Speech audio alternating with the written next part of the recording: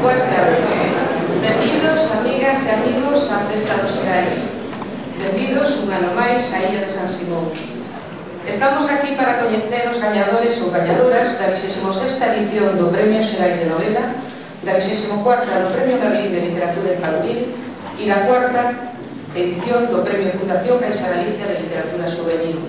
Reunido o xurado da 4ª edición do Premio Fundación Caixa Galicia de Literatura Juvenil, convocado por Edicións Xerais de Galicia na Illa de San Simón, acordou concederlle o premio por unanimidade á obra presentada baixo o lema As de Bolboreta.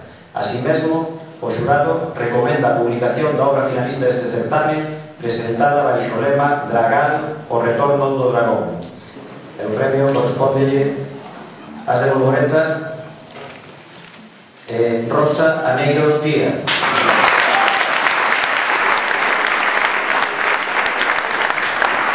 As cosas que contaron elas, as miñas queridas nas versións, yo camino, pero como traía as letras escritas, se salto algo, igual me trago, así como non era todo.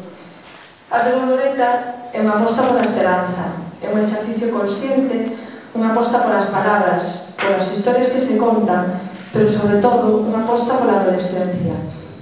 Teño para min que é un libro extraño, historias cruzadas que turran contra a soidade, historias de violencia, de terrorismo, de multiculturalidade, de religións, de migracións e inmigracións, historias onde a vítima é tamén o verdugo e viceversa, historias onde os prexuizos acaban golpeando nos ollos e temos que loitar contra os propios medos.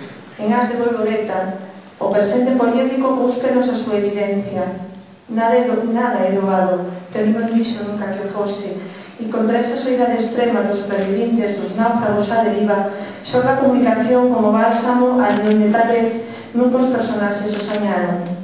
En As de Bolboreta temos a Darai, a Ana submarinista de Bos Aires, a Iván, mirada Monzón, as mans de Chicoria de Patricia, as engurras en Paxaros de Manuel, a frustración de Paco, o rancor de Adolfo, un universo múltiple que conflúe no Arrozada unha mañá de novembro na Cachulla furiosa e a friaxe dá paso unha temperá nevada mainiña.